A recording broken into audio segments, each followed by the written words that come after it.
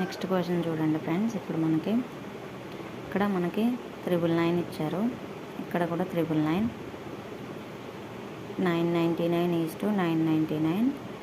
ఇక్కడ question mark ఇచ్చారు, question mark ఇచ్చి 945.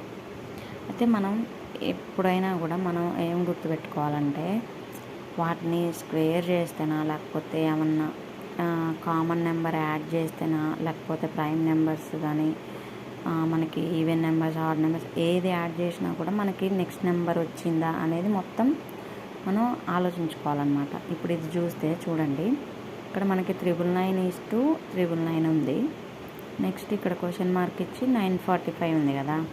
మనం వీటికి మనకి దగ్గరలో మన రిలేషన్ ఉన్న నెంబర్ ఏమన్నా ఆప్షన్స్లో ఉందేమో చూసుకోవాలి.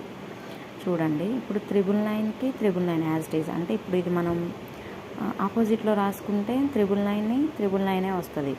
అలాగే నెక్స్ట్ నెంబర్ని కూడా అలాగే చూసుకోండి. 945ని ఈ ఆప్షన్స్లో ఏమన్నా ఆపోజిట్ రాస్తే మనకి ఆన్సర్ సింక్ అవుతుంది అనేది చూసుకోండి. ఇప్పుడు మనకి 999ని రివర్స్ ఆర్డర్లో రాసుకుంటే మనకి 999 వస్తుంది. ఇక్కడ 945 ఉంది. 945ని మనకి ఎట్లా ఉల్టాగా రాసుకోవాలి. రివర్స్లో రాసుకుంటే 945ని ఫస్ట్ 5, తర్వాతకి 4, నెక్స్ట్ రివర్స్లో కాబట్టి 9, 549. రివర్స్లో రాస్తే మనకి 549 వచ్చింది. సో మనకి ఆప్షన్స్లో ఎక్కడుంది 549, ఆప్షన్ సి. చూసారు కదా ఫ్రెండ్స్, ఇలా ఉంటుందన్నమాట. ఇంత డెప్త్ ఉంటుందన్నమాట రీజనింగ్ అంటే. మైండ్ పెట్టి మనం మంచిగా ఆలోచిస్తే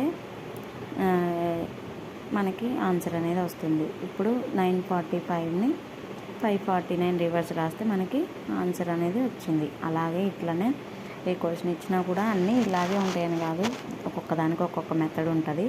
ఇట్లా అన్ని విధాలుగా థింక్ చేసి పెట్టుకోవాలన్నమాట. మనకి ఫైనల్గా ఆన్సర్ ఏంటంటే 945ని ఉల్టాగా రాసుకుంటే మనకి 549 అనేది answer. So option C is the answer మనకి.